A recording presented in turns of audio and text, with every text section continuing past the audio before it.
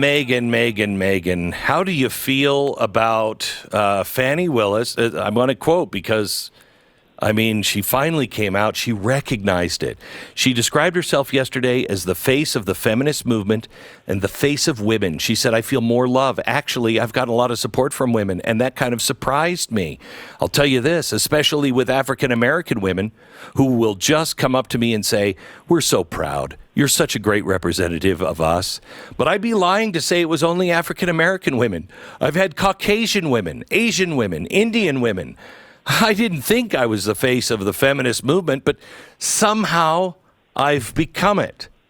Wow. Oh, my God. That is that's a...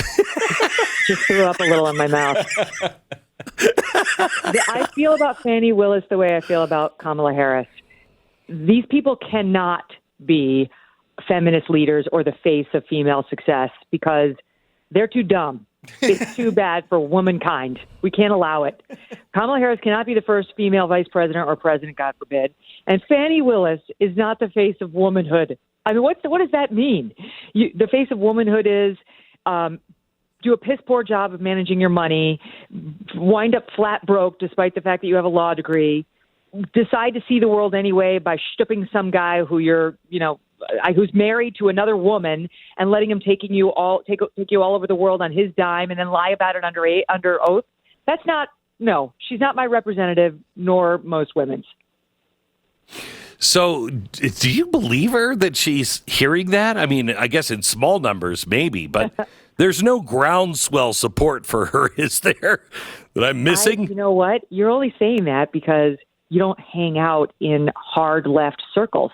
I'm sure she is some sort of an icon to the people who absolutely hate Trump and think that Jack Smith is a hero and think that Letitia James is one and Alvin Bragg. And that's why they love Fani. They don't know anything about Fani. They just know that she's trying to get Trump. So they think the future of the Republic hangs on this woman and that she needs to be elevated in the same way we need to ruin Ronna McDaniel, right? It's the opposite side of the same coin.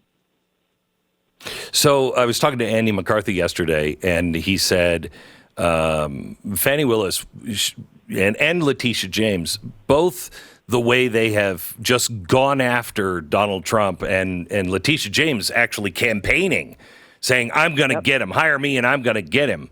He said 15, 20 years ago, you wouldn't have had a chance. Nobody in, the law industry, if you will, would have respected you at all. You wouldn't have gotten elected. We've changed. It's so dangerous. All I can say is I go to bed at night sleeping comfortably for now because we have 6 conservatives on the U.S. Supreme Court for the first time that I can remember in my lifetime. And they're the last guard against this nonsense.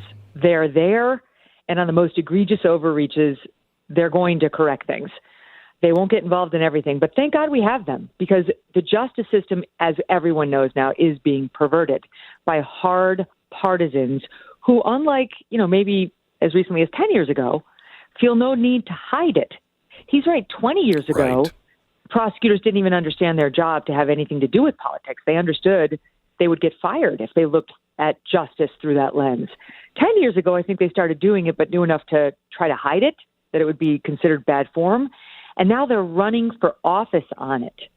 So I've never seen such hard partisans in the prosecutorial decision since Mike Nifong in the Duke case, right? Somebody who's just completely subverting justice to advance their own interests. In his case, he wanted a higher pension, and he'd get it if he remained on as DA in a minority-majority district, and therefore he sided with the black fake accuser against the white innocent defendants on the lacrosse team. Well, that's Fani Willis.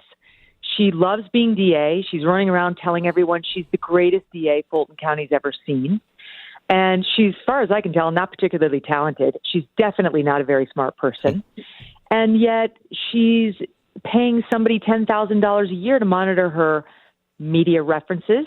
That the taxpayers are footing that bill, by the way, because she wants to be a star. That's what Fani Willis wants.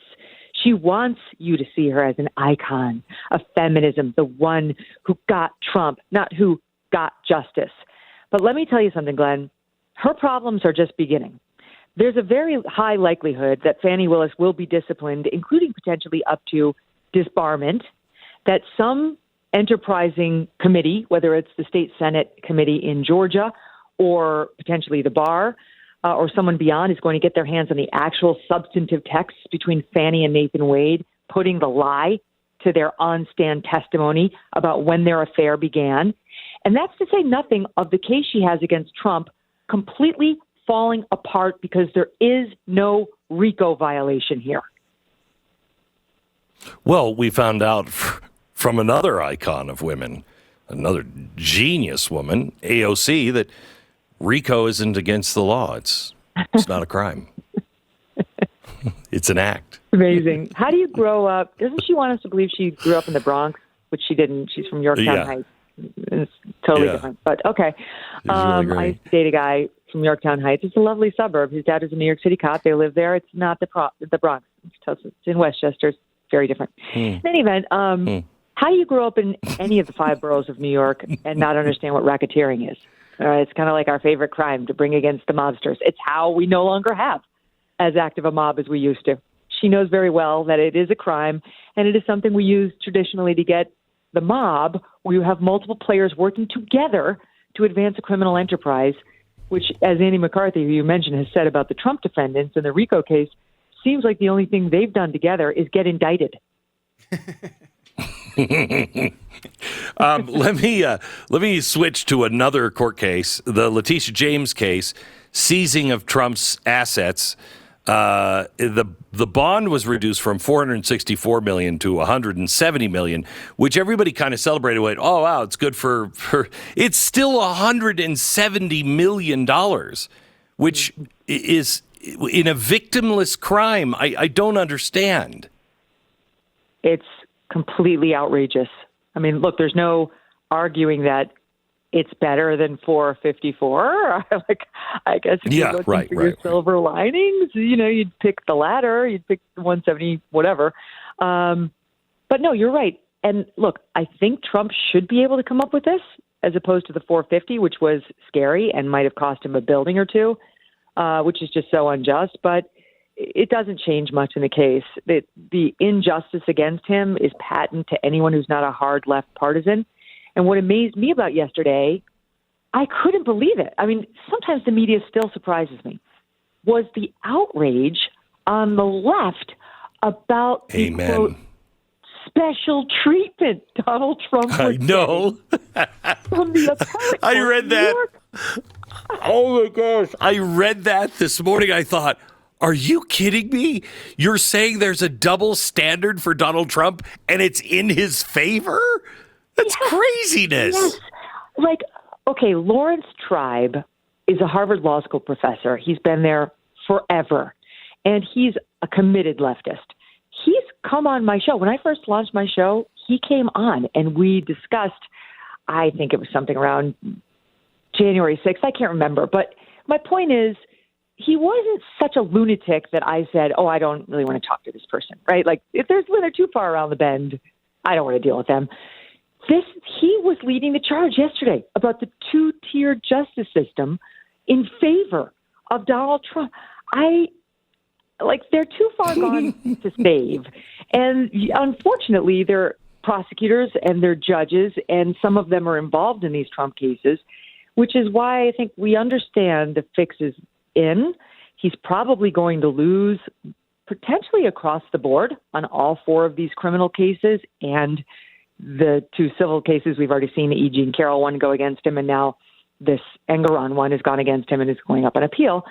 And it's all been baked in. I think at this point, the only thing that's going to save Trump is the Supreme Court and us in November. Those are the 2 ways out of this for him, which is pretty ironic, Glenn, if you think about it, because what the Democrats want more than anything is for him to not be president again, to not run for president again, to skulk off into the darkness. And yet they've made it such that he must win in order to save his life, his company, his business, his freedom.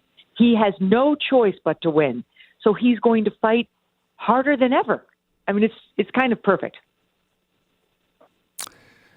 What do you think of Jonathan Turley? I was saying earlier today, there's a couple of voices that I really trust when it comes to the law. One of them is yours, Alan Dershowitz, and Jonathan Turley. What do you think of him? I love Turley. He's great. I used to put him on my show in the middle of the afternoon when nobody was watching, and he was a George Washington professor, and I went to visit him a couple times, and he's brilliant. What I love about Jonathan is he's got a way with them word things that not all real lawyers have. Some lawyers can do it in a courtroom or in a brief, but they can't do it on live TV, and he's great at it. I played a soundbite from him 2 weeks ago when the Fani Willis judge said, you got to choose. One of you is going, Fani or Nathan. You guys choose.